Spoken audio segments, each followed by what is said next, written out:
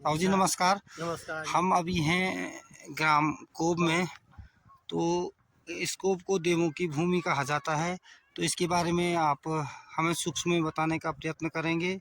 तो बताइए क्यों इसको देवों की भूमि कहा जाता है। ये ऐसा है साहब, ये है ऋषि शो भूमि जी और सबसे प्रथम ये बाणेश्वर की भूमि थी। तो उस टाइम जरा किसी कारण वहीं सिलिंग वहाँ से वो पेड़ था इधर जहाँ नैनी माता गई चौक वो खेत में। तो उस टाइम द्योरिया रखा था, तब द्योरियों में वो फांगा टूट करके वो नीचे गिर गया तो महादेव वहाँ डूब गए। अच्छा। बाणेश्वर। अब इसके बाद इसकी जो है कुछ बाद ये दोष लगा और उल्टा चलन हो गया। तो जब हमारे बुजुर्गों ने पूछ जाँच की, उसके बाद वो निकले तो छेकड़ों से बताते हैं यहाँ पर ये इंटर कॉलेज के नीचे है काकड़ा का पेड़। जी तो उसमें वहाँ से लिंग ये है कीर्तिलिंग, और जो ये माधुधौन में है वो है आबलिंग। तो वहाँ पर से जब हमारे बुजुर्ग थे रावत पुजारी लोग, उनकी गाय भैंसें उसी वहाँ पर चरती थी। तो उन्होंने देखा कि मैं दिन भर चराता हूँ, रात को दूध कहाँ जाता है, शाम को दूध कहाँ जाता है। तो उन्होंने उस गाय का पहरा किया। पहरा करने के बाद देखा उन्होंने, जब टाइम आया तो गाय चरती चरती वहाँ पर गए, उसने गौत किया, कुछ से साफ किया, गौत किया। गौत करने के बाद 4 दूधों की धार लिंग में डालने लगे। तब पुजारी जी ने उन्होंने देखा कि ये क्या है। तो तब उन्होंने सारे ग्रामवासी को में पंचायत घर में कहा मारी कि भाई को जाओ तुम यहाँ पर आओ, और ये चीज़ें मैंने सपने में भी देखी है। तो उन्होंने जब उनको बताया तो तब उसके बाद इसकी रंजना दोबारा हुई। अच्छा, वो तो ठीक है। हाँ। लेकिन जो नैनी माता का इतिहास है तो वो कैसे इस कोबा गांव में है। और ये नैनी माता का ऐसा है कि यहाँ नागों की भूमि ऊपर नेतुली बताई जाती है, हमारे वहाँ गौशालाएँ हैं जी और वहाँ से उत्पत्ति जैसे 9 बढ़िया थी वो नैनियाँ। तो वो उनके जहाँ जहाँ भी हैं उनका अपने पर्व हैं, तो वो वहाँ धान कूट रही थी। अच्छा सिलमचारी में बताया जाता है। तो धान कूटने में उधर बूंगा नैनी घाट बताया जाता है। तो बूंगा से हंसा बुंगली आया कोब में। तो उनने देखा कि यहाँ पर ये 9 उसके थे 9 नाती और 6 चेले मतलब लड़के। तो उनने देखा कि मेरे को 9 बहुएं मिल गई।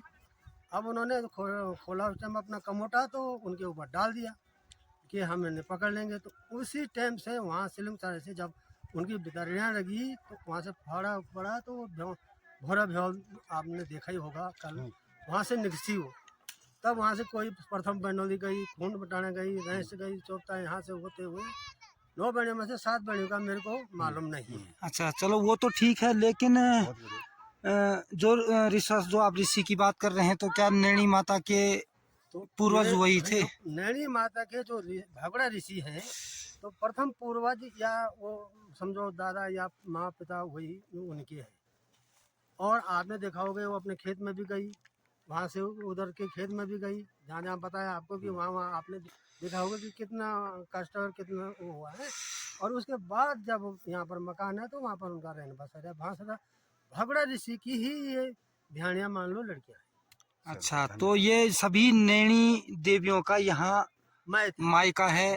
और हम हैं अभी ग्राम पंचायत कोब में। हमारे साथ हैं हमारे वयोवृद्ध ताऊ जी, मेहरबानी लाल जी। और इनके मुखार बिंदु से आपने नैनी का विस्तार सुना होगा। और देवों की भूमि को इसलिए देवों की भूमि कहा जाता है क्योंकि यहाँ ऋषियों की उत्पत्ति यहाँ यहीं से हुई। और नरसिंह भैरव उनकी भी उत्पत्ति यहीं से हुई।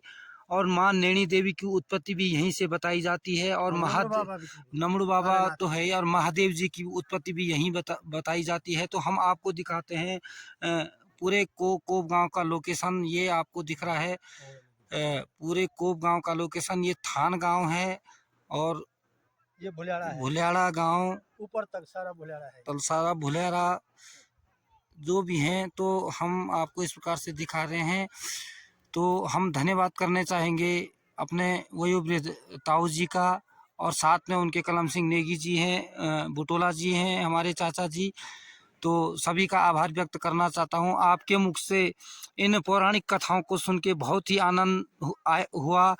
और जो हमारी नई पीढ़ी है उसके लिए ये संदेश हम आगे के लिए उनके लिए भेजेंगे। और आप इन्हें और भी सिखाते और बताते जाए, हाँ, क्योंकि हमारी जो पौराणिक संस्कृति है वो लुप्त नहीं होनी वो लुप्त नहीं होनी चाहिए। इसके लिए आपका बहुत बहुत धन्यवाद।